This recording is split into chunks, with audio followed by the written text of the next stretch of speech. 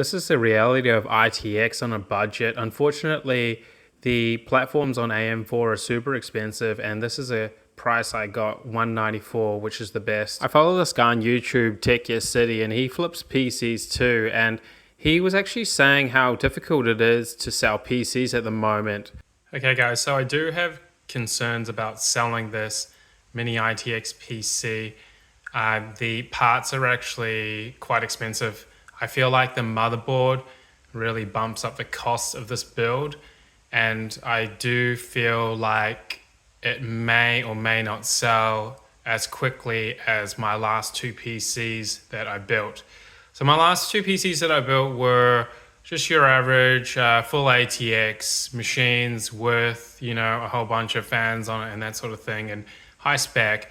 But with an ITX, it's a very particular market and quite a particular build. And I feel like you can't really keep the costs down that much. The only thing that you can actually get for a lower price really is the GPU. But then the GPU, if you want a high-spec GPU like the 3060 that I got, it has to actually fit into the ITX case. So anyway, I am concerned that this PC may or may not actually sell with the price that I need to list it at.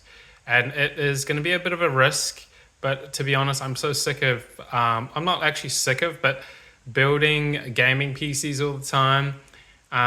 They look beautiful and all that sort of thing, and they're fun, but I wanted to just build another ITX machine because I actually really enjoy ITX PCs and I think they're fantastic. I've got one myself as my main build.